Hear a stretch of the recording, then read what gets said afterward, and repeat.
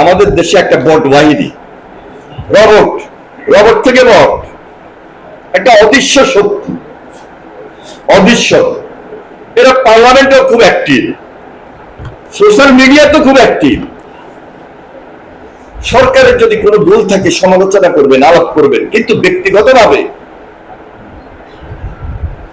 ঘায়েল করা, ব্যক্তিগতভাবে প্রধানমন্ত্রীর নাম উল্লেখ করে এমন এমন কিছু অপতথ্য তারা অপপ্রচার করতেছে, এই ব্যাপারে আমাদেরকে আপনাদেরকে খুব সজাগ থাকতে হবে।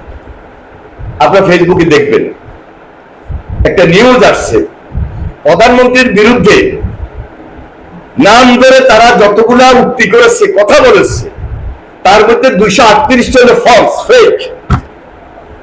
এটা প্রধানমন্ত্রী নিজেও ধরেন না, হয়তো প্রধানমন্ত্রী তার স্বাভাবিক কাজ করে যাচ্ছে এবং তার নেতৃত্বে আমরা তার মন্ত্রী পরিষদ, আমরা যারা দেশের এই কাজগুলো দায়িত্ব সহিত করছি, আমরা পরিচালনা করে যাইতেছি সার্বক্ষণিক ভাবে।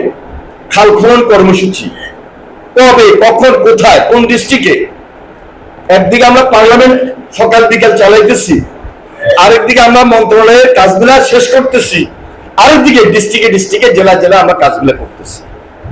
আমি গতকালকে সিলেট ছিলাম, তার 2 দিন আগে আমি মেহেরপুর ছিলাম, চুয়াডাঙ্গায় ছিলাম, কুষ্টিয়া ছিলাম, ফরিদপুর ছিলাম, আজকে লক্ষ্মীপুর।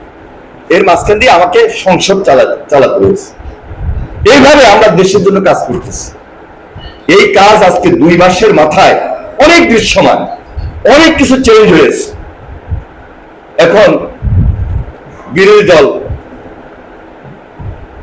যদি আওয়ামী স্টাইলের বিরোধী দল, আওয়ামী স্টাইলের সরকারি দল, সেই ধরনের চিন্তা এই দেশে মানুষ করতেই পারে না। তবে যদি ওইভাবে কোনো কিছু চিন্তা করে থাকেন, ভুল হবে, দেশের জন্য ক্ষতিকারক হবে।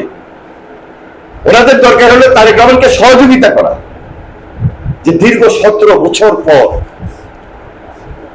আমরা এই দেশে একটা গণতান্ত্রিক সরকার পেয়েছি। এই 17 বছরের গুনার শিকার হয়েছে, এই 17 বছর খুনের শিকার হয়েছে, শহীদ হয়েছে সর্বশেষ জুলাই আন্দোলনে, অত্যাচার, নির্যাতন।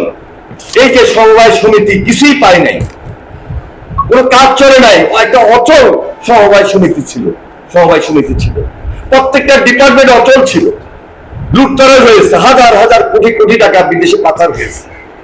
প্রকৃতভাবে দেশের জন্য, দেশের মানুষের জন্য কোনো উপকার সেই সরকার দিতে পারে নাই। কিন্তু আজকে একটা সুযোগ এই দেশের জনগণ করে দিয়েছে।